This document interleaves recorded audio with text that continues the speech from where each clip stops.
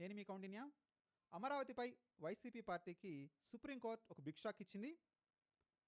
ఆ షాక్ ఏంటో, సుప్రీంకోర్టు ఏం చెప్పిందో అనే అంశాన్ని ఈ వీడియోలో తెలుసుకునేటువంటి ప్రయత్నం చేద్దాం.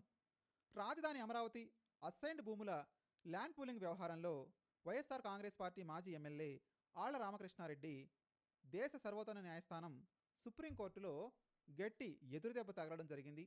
అమరావతి భూముల ల్యాండ్ పూలింగ్ను సవాలు చేస్తూ ఆయన దాఖలు చేసినటువంటి పిటిషన్లను సుప్రీంకోర్టు ధర్మాసనం పూర్తిగా కొట్టిపారేసింది. గతంలో ఈ వివాదంపై ఆంధ్రప్రదేశ్ హైకోర్టు ఇచ్చిన తీర్పును సమర్థిస్తూ ఆళ్ల రామకృష్ణారెడ్డి యొక్క అభ్యర్థనను తోసిపుచ్చడం జరిగింది. దీంతో అమరావతి భూసేకరణ చట్టబద్ధతపై న్యాయపరంగా మరొకసారి స్పష్టత వచ్చినట్టయింది.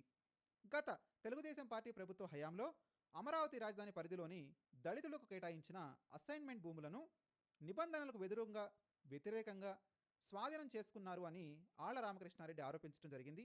అధికారంలో ఉన్న కొందరు పెద్దలు ప్రైవేట్ వ్యక్తులకు భారీగా లబ్ధి చేకూర్చేందుకే ఒక ప్రణాళిక ప్రకారం కుట్రపూరితంగా ఈ ల్యాండ్ పూలింగ్ స్కీమ్ను తీసుకువచ్చారంటూ ఆయన గతంలో సిఐడికి ఫిర్యాదు చేయడంతో పాటు స్థానిక హైకోర్టు సుప్రీంకోర్టులను ఆశ్రయించడం జరిగింది. ఈ భూముల లావాదేవీలలో ఎలాంటి అక్రమాలు జరగలేదని, రైతులు స్వచ్ఛందంగానే ల్యాండ్ పూలింగ్కు భూములు ఇచ్చారని స్పష్టం చేస్తూ గతంలోనే ఏపీ హైకోర్టు ఈ కేసులను కొట్టిపారేసింది. హైకోర్టు ఇచ్చిన ఈ నిర్ణయాన్ని సవాలు చేస్తూ ఆళ్ల రామకృష్ణారెడ్డి సుప్రీంకోర్టులో అప్పీల్ చేశారు. సుప్రీంకోర్టు ధర్మాసనం హైకోర్టు తీర్పుతోనే ఏకీభవించింది.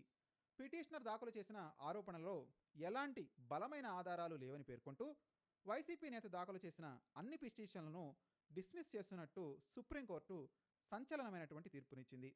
అమరావతి ల్యాండ్ పూలింగ్ అనేది ఒక లీగల్ పాలసీ ప్రకారమే జరిగిందని కోర్టులు స్పష్టం చేయడంతో కూటమి ప్రభుత్వ శ్రేణుల్లో హర్షం వ్యక్తమవుతుంది. గత 5 ఏళ్లుగా అమరావతిపై వైసీపీ చేసిన ఇన్సైడర్ ట్రేడింగ్, భూముల అక్రమాల ఆరోపణలన్నీ కేవలం రాజకీయ కక్ష సాధింపు చర్యలేనని ఈ తీర్పు ద్వారా మరొకసారి రుజువైంది అని టీడీపీ నేతలు పేర్కొంటున్నారు. సుప్రీంకోర్టు తాజా నిర్ణయంతో అమరావతి రాజధాని నిర్మాణం పనులకు లీగల్ పరంగా ఉన్న పెద్ద అడ్డంకి కూడా పూర్తిగా తొలగిపోయినట్టయింది. మీరు కూడా మీ అభిప్రాయాన్ని స్పష్టంగా తెలియజేసే ప్రయత్నం చేయండి. ఆళ్ల రామకృష్ణారెడ్డికి సుప్రీంకోర్టు ఇచ్చినటువంటి షాక్ గట్టిగానే తగిలిందా? మర్చిపోకుండా కామెంట్ చేయడానికి ప్రయత్నించండి.